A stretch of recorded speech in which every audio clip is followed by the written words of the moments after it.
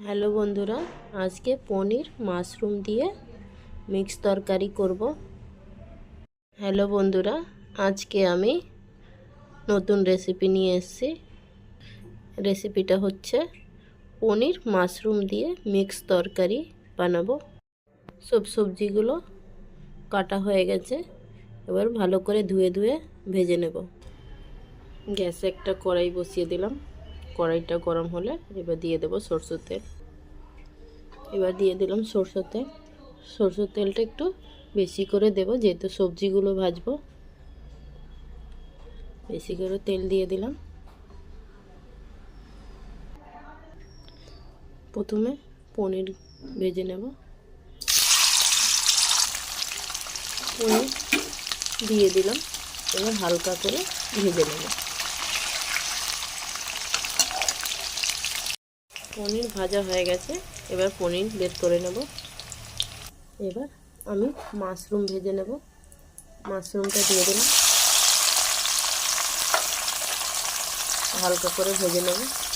Mushroom ভাজা হয়ে গেছে, মাশরুম বের করে নেব।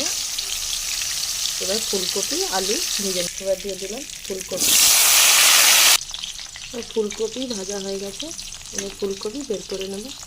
এবার দিয়ে দিলাম আলু ভেজে নেব। এবার আলু ভাজা হয়ে গেছে, আলু বের করে নেব।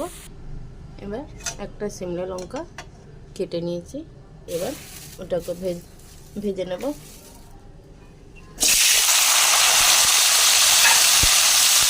সিমলা লঙ্কা ভাজা হয়ে গেছে, এবার আমি বের করে নেব।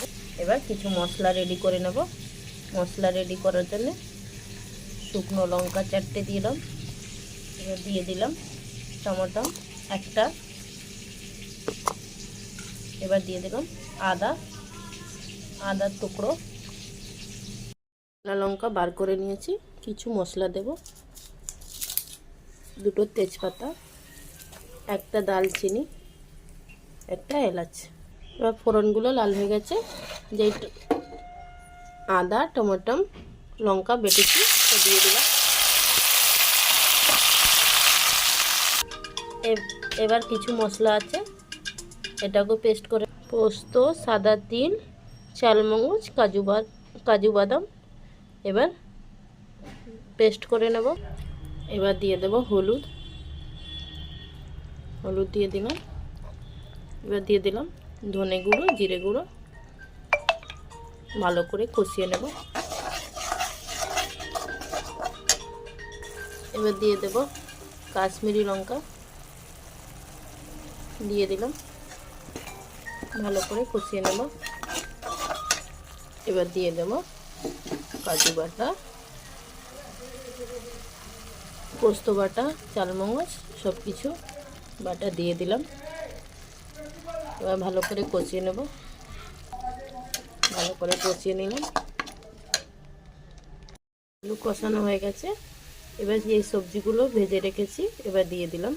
এবার সবজিগুলোর মধ্যে দিয়ে দিলাম ফুলকপি, সিমলা লঙ্কা, মাশরুম। এবার ভালো করে কষিয়ে নেব। কড়াইশুঁটি, এবার যেই পোস্ত বাটাগুলো বেটেছি ওই বাটি ধুয়ে দিয়ে দিলাম জলটা দিয়ে দিলাম। তো ভালো করে নড়াচড়ি করে নেব। এবার ঢাকনা দিয়ে ঢেকে দিলাম। এবার দিয়ে দিলাম পনিরটা ভেজে রেখেছিলাম, সেই পনির দিলাম। তরকারি হয়ে গেছে, এবার দিয়ে দেব চিনি।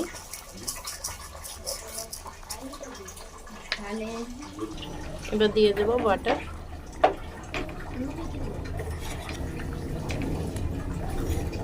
এবার দিয়ে দেব অল্প গরম মশলা।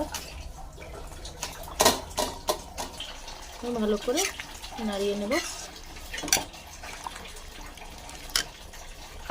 তরকারি হয়ে গেছে, এবার বন্ধ করে দেবো গ্যাস।